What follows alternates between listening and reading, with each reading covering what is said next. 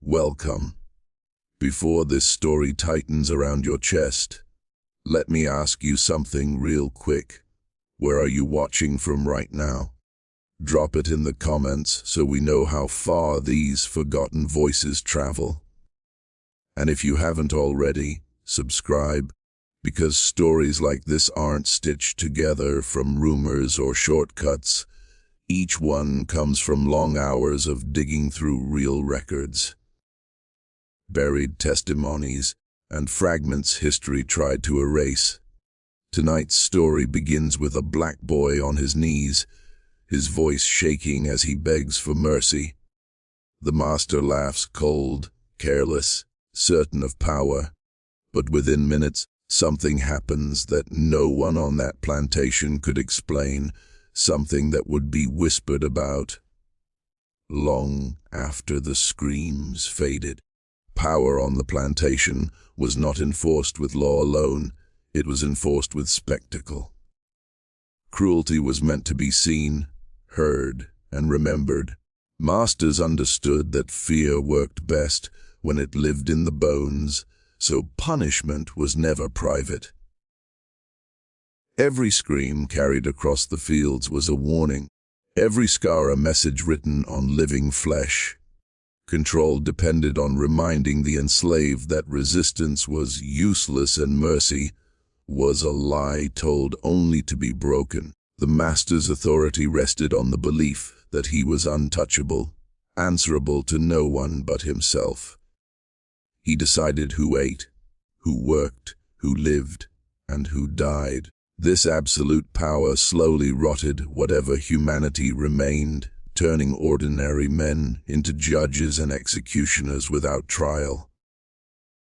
Laughter often accompanied suffering, not because it was funny, but because it reaffirmed dominance.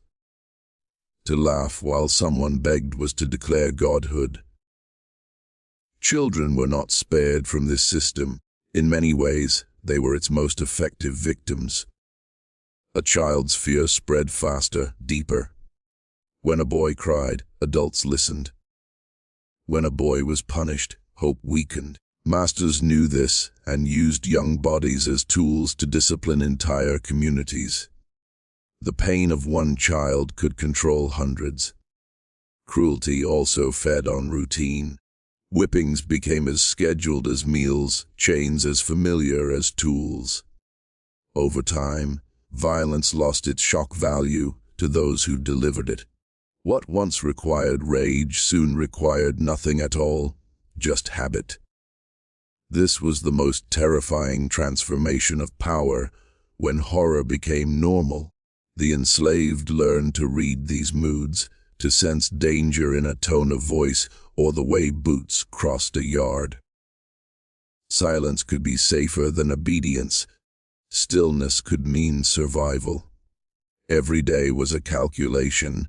How much pain could be avoided, how much dignity could be hidden, how much hope could be carried without being crushed. Yet beneath this rigid control, something unstable always brewed. Power built on fear is brittle. It depends on everyone believing the lie that the master is invincible. The moment doubt enters, even for a second, the structure trembles. A laugh can turn hollow, a command can lose its weight. That is why moments of cruelty mattered so much. They were rituals meant to renew power. But sometimes, in the very act of asserting dominance, the opposite began to happen. Sometimes, right when a master believed himself most secure, mocking a child's plea, basking in control, history prepared to remind him that absolute power has cracks. The boy was small, not yet hardened by years of forced labor, his body still carrying the softness of childhood that the plantation had not fully beaten out of him. His feet barely filled the worn shoes he'd been given, and his wrists looked thinner than the rope coiled nearby. To the master, that made him weaker. To everyone else watching, it made the moment unbearable. He did not fully understand why he was about to die. Whatever rule he had broken, real or invented, was already beyond explanation. On plantations, guilt did not need proof. Accusation itself was enough. The boy's eyes darted from face to face, searching for something familiar, someone who might speak, but every gaze dropped in fear. When he realized there would be no rescue, his voice changed. It cracked, not with rebellion, but with terror. He begged not with speeches or threats, but with the raw honesty only a child has. He promised obedience. He promised silence. He promised to disappear if only he could live. The words poured out fast, tumbling over one another, as if speed itself might save him. Each plea stripped another layer of dignity, but survival mattered more than pride. He called the master sir, again and again, hoping respect might soften cruelty. It never did. Around him, time seemed to slow. The air felt thick, heavy with breath held too long. Even the men accustomed to violence felt something tighten in their chests. This was not punishment anymore. It was erasure. A life ending before it had truly begun. The master watched with amusement, not anger. That was what made it worse. There was no fury to blame, no drunken rage to excuse the act. This was calm, deliberate power. The boy's fear was entertainment, his desperation a reminder of who owned the moment. And yet, in that fragile space between pleading and death, something shifted. The boy's begging did not weaken him. It exposed the ugliness of the power towering over him. Everyone present felt it, even if they could not name it. A line had been crossed, and whatever came next would not be easily forgotten. Mockery was not accidental, it was calculated. When the master laughed, it wasn't just sound. It was a weapon meant to strip the boy of the last thing. He had left hope. Laughter told everyone watching that mercy was a joke, that pleading was pointless, and that power did not need to justify itself. It turned suffering into theater. Psychologically, mockery deepened control more than violence alone ever could. Pain might end, but humiliation lingered. By laughing, the master reframed the boy's terror as something ridiculous, something beneath consideration. It sent a clear message to every witness: your fear amuses me, and your life holds no weight. The boy felt this instantly. The laughter landed harder than any blow. It told him his words meant nothing, that his humanity was invisible. In that moment, begging transformed from a strategy into a reflex, his mind scrambling for survival while his dignity was publicly dismantled. The sound of laughter echoed longer than his cries. For the enslaved watching, the laughter was just as devastating. It taught them that even obedience could not protect innocence. If a child could be mocked at the edge of death, then no one was safe. The master wasn't just punishing one boy, he was disciplining the entire plantation through ridicule. Mockery also served another purpose. It protected the master's conscience. By turning terror into comedy, he avoided confronting what he was doing. Laughing allowed him to distance himself from responsibility, to pretend this was play rather than murder. Cruelty became easier when framed as entertainment. Yet laughter is fragile. It depends on control, on certainty that nothing can interrupt the moment. The master's mockery assumed obedience from nature, from fate, from everyone present. He laughed because he believed the ending was already written, and written by him. That belief was the crack. Mockery exposes arrogance, and arrogance blinds. In laughing at a child's desperation, the master failed to see what was gathering around him. Attention, tension, and the quiet shift that happens right before power collapses. No one moved when it began. The witnesses stood frozen, scattered across the yard and the edges of the field, pretending to be busy while seeing everything. Men who had survived whippings, women who had buried children, even overseers hardened by years of punishment, all of them felt the same paralysis. To step forward was to invite death. To look away was to live with it. Their fear was not loud.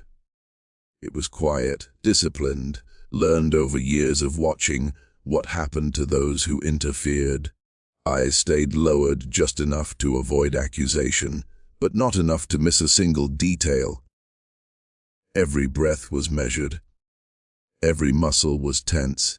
They knew that one wrong movement could shift the master's attention toward them.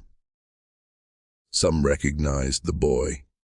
They had seen him run errands, carry water, stumble under loads too heavy for his age. That familiarity made the moment sharper. This wasn't an abstract punishment. It was someone they knew, someone real. The witnesses carried that recognition like a weight pressing into their chests. Children hid behind adults, sensing danger, even if they didn't understand it.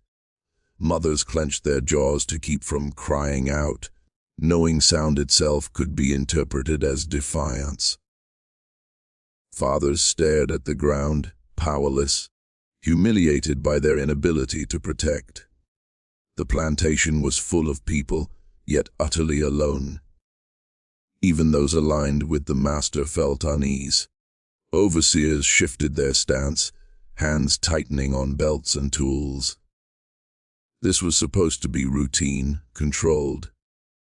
But something about the boy's terror, about the laughter that followed it, disrupted the usual order. Violence was expected, but not this raw exposure of it. The silence of the witnesses gave the moment its gravity.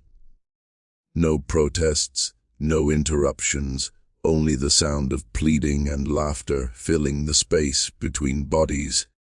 That silence was not consent, it was survival. It was the sound of people calculating how to stay alive another day. And still, every witness carried the moment forward. They would remember it in fragments: the boy's voice, the master's laugh, the way time seemed to stretch. Even without acting, they became part of the story, bound together by what they were forced to see, and by the feeling that something was about to break. Mercy hovered for a moment like a possibility, thin and fragile, as if the world itself hesitated. The boy's pleas created a pause, just long enough for everyone watching to wonder if this time might be different. Sometimes mercy arrived late, crooked, unexpected. Sometimes a life was spared for reasons no one ever understood. That sliver of uncertainty was what made the silence unbearable. The master ended it with a gesture, a small motion of the hand, casual and final, as though dismissing an inconvenience. There was no announcement, no explanation. Mercy was not debated or weighed, it was simply withdrawn. In that instant, hope collapsed, not dramatically, but completely. The boy understood before anyone else did. His pleading slowed, then faltered. His body reacted before his mind could catch up, shoulders sagging as if something essential had been pulled out of him. When mercy is denied, it doesn't arrive as rage, it arrives as emptiness. For the witnesses, this was the true punishment. Violence could be anticipated, denial could not. They had seen pain before, but the refusal of mercy stripped the moment of any remaining humanity.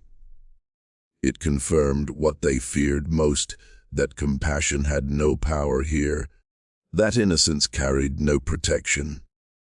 The master's face showed no struggle. Denying mercy cost him nothing. That was the most frightening part. It wasn't a hard decision. It wasn't even a decision at all. It was routine, as ordinary as turning away from a task already finished. In denying mercy, the master reaffirmed his authority to everyone present, including himself. This was the point where control became absolute. Not just over the body, but over expectation. The lesson was clear: begging would not soften him, and silence would not save you. Yet denial has consequences. When mercy is refused so openly, it exposes the hollowness beneath power. Something shifted in that moment, not outwardly, not yet, but inwardly across every witness. The line had been crossed, and whatever followed would no longer belong solely to the master's will. Just as the moment tightened toward its end, something interrupted the flow no one expected.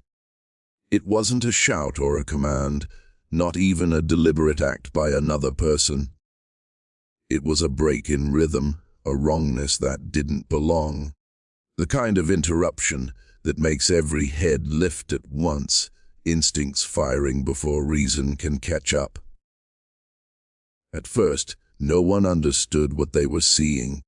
A sound carried across the yard that didn't match the scene, sharp and sudden, cutting through the boys' fading pleas and the master's laughter.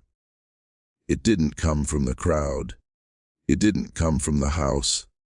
It came from somewhere else, somewhere no one was watching. The master turned, irritated more than alarmed. Interruptions were not tolerated here. Whatever had broken the moment had violated his control, and that alone was offensive. His certainty wavered, not enough to show fear, but enough to reveal surprise. The boy felt it too. Even through terror, his body reacted, his eyes lifting toward the source of the disruption. For the first time, his attention was pulled away from his own death. That brief redirection, those stolen seconds, changed the shape of the moment. Witnesses shifted, whispers breaking the silence despite themselves. Some took half steps backward without realizing it. Others leaned forward, caught between dread and curiosity. The plantation, usually rigid in its order, loosened just slightly, like a knot beginning to give. What made the interruption unbearable was that it didn't explain itself. There was no immediate cause, no clear reason. Uncertainty crept in, and with it, unease. The scene no longer followed the script everyone knew. The ending was no longer certain. In places built on absolute control, uncertainty is dangerous. That interruption, small, unexplained, impossible to ignore, cracked the moment open. And once the flow of power was broken, even for a heartbeat, everything that followed became unpredictable. The air itself seemed to change first, thickening as if the land had drawn a breath. What had been still moments earlier now felt restless, unsettled. Leaves shuddered without wind. Animals grew uneasy, shifting and pulling at restraints. It was subtle, but unmistakable. Nature was no longer a silent backdrop. Then it escalated. A sharp crack split the space, not loud enough to be thunder, not close enough to be explained. The ground vibrated faintly underfoot, just enough for people to feel it, but not understand it. Fear works fastest when there is no name for what's happening, and this had none. The master's confidence faltered. He scanned the yard, then the sky, annoyed that the world itself seemed to disobey him.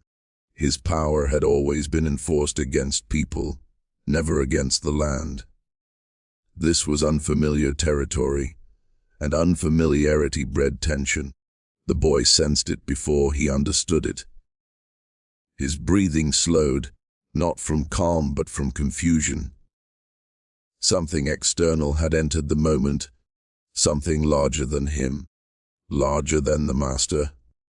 For the first time, his life was no longer the sole focus of the scene. Witnesses murmured prayers under their breath, words passed down quietly for moments like this. Some believed the land remembered suffering. Others believed the dead watched. Whatever they believed, many felt the same chilling thought: this was not random. Nature had always been forced into service on the plantation, fields carved, trees cut, soil blood dry. Now it felt as though that same land was reacting, pushing back in its own language. The balance everyone took for granted was tilting. When another sudden sign followed, stronger, undeniable, the yard erupted into chaos. Fear replaced obedience. In that instant, control slipped from human hands, and the power the master claimed over life and death was challenged by something vast, ancient, and utterly indifferent to him. The shift of control was almost imperceptible at first. One moment, the master's authority hung over the yard like a dark cloud. The next, it wavered, as if the invisible thread binding fear to obedience had been snapped. The sudden interruption, the restless air, the whispers of nature, all of it combined to unsettle the hierarchy that had seemed unshakable. The master's gestures lost their usual precision. Commands that once elicited instant compliance now faltered in the mouths of those he ordered. Even his laugh, the weapon of mockery, had dominated the boy's terror, sounded hollow. Something larger had taken over the moment, rendering human power secondary. The boy, small and trembling, began to realize that he was no longer entirely at the mercy of the man who had laughed at him. Every breath he took carried new possibility, each glance around him offering the faintest promise that the outcome could shift. Survival, even for a moment, became conceivable where it had been impossible minutes before. Witnesses felt it too. Men and women who had been paralyzed by fear now exchanged subtle looks of disbelief. The invisible rules that had governed their actions, the certainty that the master's will could never be resisted, were dissolving in real time. That recognition brought a cautious hope, fragile but undeniable. The master's reaction betrayed panic. He barked orders that went unheeded, stomped his feet in frustration, and scanned for someone or something to restore his dominance.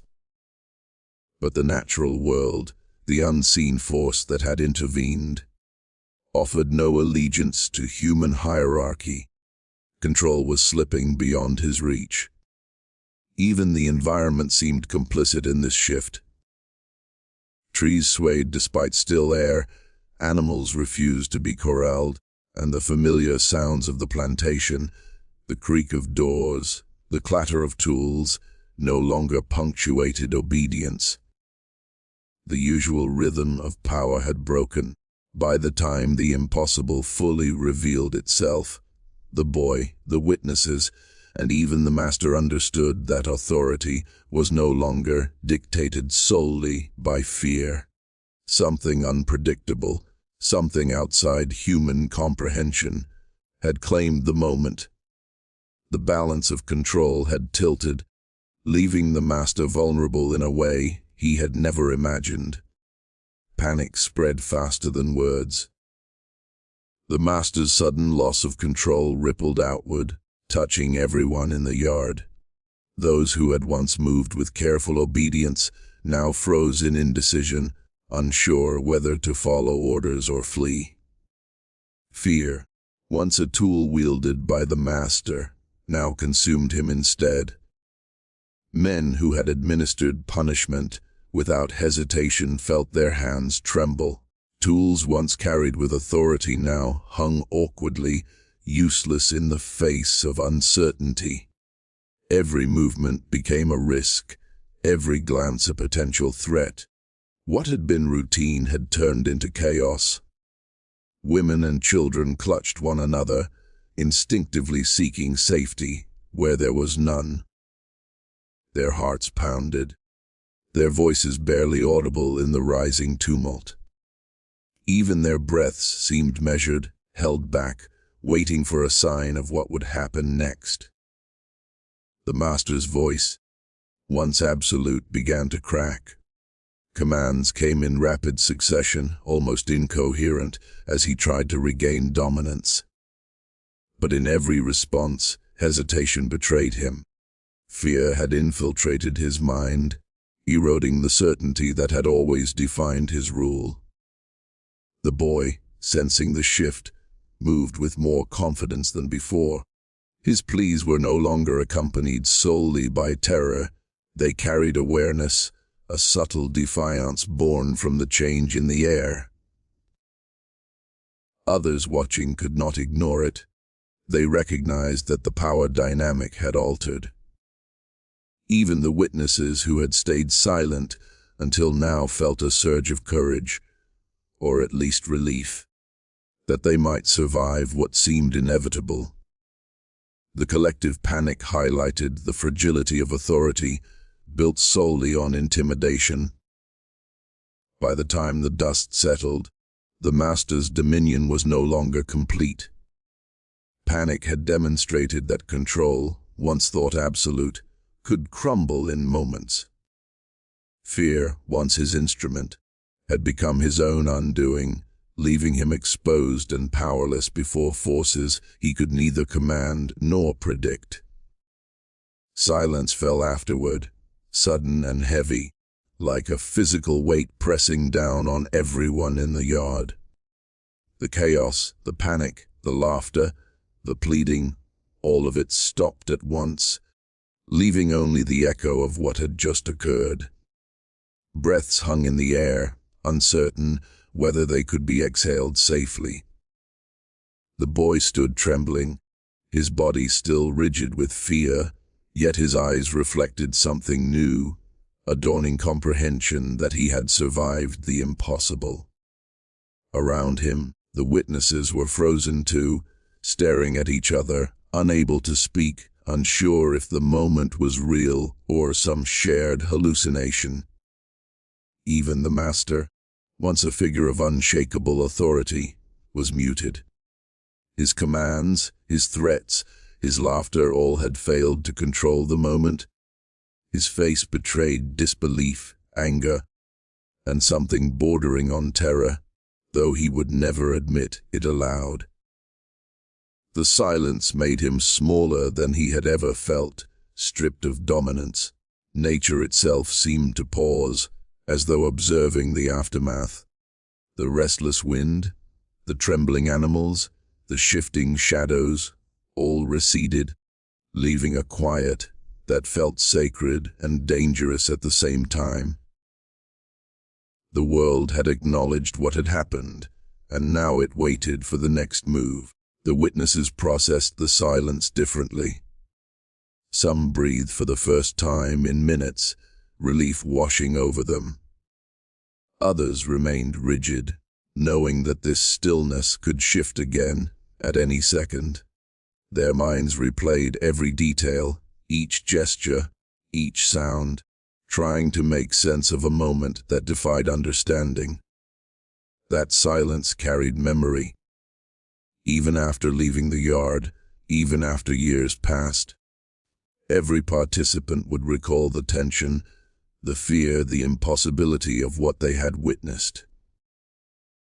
The quiet was not just absence of noise, it was the imprint of a moment that refused to be erased. In the silence, a lesson hung heavy: control is never absolute, and fear, while powerful, is fragile. Moments can change, destinies can pivot, and authority built on intimidation can vanish in the blink of an eye. The yard, the people, the master, and the boy were all left to reckon with the unspoken truth. Something extraordinary had intervened, leaving silence to tell the story where words could not. A legend was born that day, whispered first among the enslaved, and then carried like a shadow across the plantation. What had happened, impossible, sudden, and inexplicable, was recounted in fragments, growing with each telling. Even those who had witnessed it firsthand struggled to put it into words. The boy became the central figure of this story, though he had done nothing heroic by conventional standards. His survival, his presence, and the way the impossible had intervened around him transformed him into a symbol. To the enslaved, he was proof that even the smallest life could withstand the weight of cruelty. Stories spread quickly, because they offered more than memory. They offered hope. Mothers told their children in hushed tones that courage and faith, even in the face of terror, could change outcomes. Men recalled the incident to remind each other that the master's laughter did not guarantee control, and that nature itself might intervene in mysterious ways. The master, aware that the incident had shaken more than just him, sought to suppress talk of it. But legends cannot be erased. Even subtle gestures, a glance, a sigh, a knowing pause, carried the memory forward. The power of the story grew precisely because it was forbidden, whispered, and shared carefully. Time turned the moment into myth. Details became fluid, sometimes exaggerated, sometimes softened, but the essence remained. The laughter, the plea, the impossible event, and the boy's survival were repeated in ways that reminded each listener that power is never absolute and injustice is never uncontested. This legend also carried a warning. It reminded those in power that cruelty has consequences beyond immediate understanding, that the world is not entirely subject to human will. Even in places where authority seems unassailable, forces beyond comprehension can intervene. In the end, the legend endured because it was more than a story. It was a memory, a lesson, and a spark of resistance. It connected everyone who heard it to the truth that moments of courage and moments of impossibility can ripple outward, reshaping fear into wonder and oppression into stories that refuse to die.